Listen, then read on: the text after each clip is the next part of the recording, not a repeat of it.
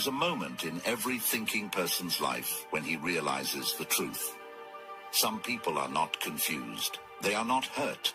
They are not misunderstood. They are toxic by design. They feed on your reaction. They survive off your need to explain, to fix, to be understood. And the more you engage, the more they drink from you, like leeches feeding on the blood of your calm. So what do? We do what the ancients did. We become still. We sharpen our judgment, and we cut the cord. Because toxic people, they don't fear your strength. They fear your silence. Seneca once wrote, "The greatest remedy for anger is delay." We delay the response. We delay the fight. And in the delay, we let their poison dissolve in the air, untouched by our breath. Step 1. Stop explaining yourself. Toxic minds are not seeking understanding. They seek control.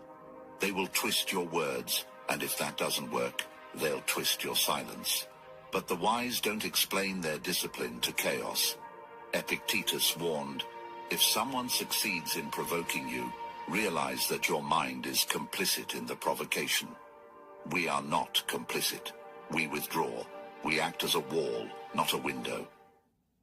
Step 2. Guard your inner fortress. Your mind is your citadel, and the toxic, the manipulators, the liars, the dramatists, they cannot enter unless you unlock the gate. They throw insults over the wall. They wait. But if no army comes out to fight, they leave. Marcus Aurelius reminds us, choose not to be harmed, and you won't feel harmed. Don't feel harmed, and you haven't been. This is not weakness. This is lethal indifference. This is the discipline of choosing peace over pride. Step 3. Make your energy inaccessible. The toxic cannot drain what they cannot reach. They cannot confuse what does not listen. And they cannot dominate what does not fear them. We do not respond to every call. We do not fight every battle, because not every voice deserves our ears, and not every conflict deserves our fire. This is not arrogance. This is the art of survival. A lion does not answer to the barking of stray dogs, and neither should we. Step 4. Accept their nature and expect nothing more. A painful truth. People reveal themselves over time, and when they do, believe them. The toxic reveal their patterns, through envy, through manipulation, through blame.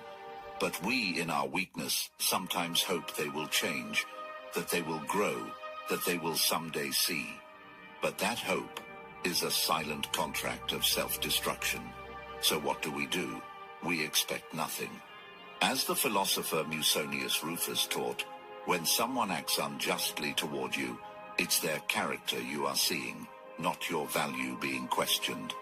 We learn to expect weakness from the weak, pettiness from the petty, and betrayal from the disloyal, not with bitterness, but with clarity. Because when expectations fall away, so too does the power of disappointment. Their words no longer sting, their betrayal no longer surprises, their absence no longer wounds. This is not cynicism, this is freedom.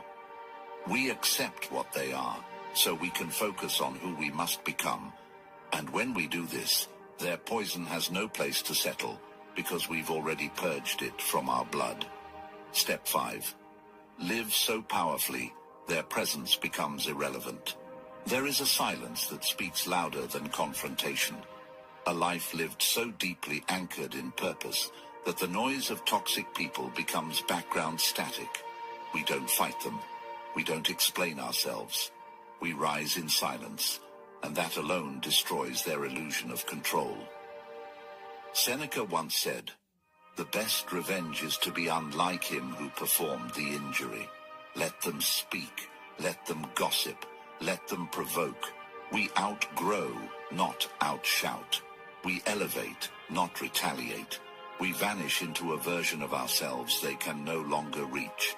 Because the moment we stop giving them access to our energy, we've already won.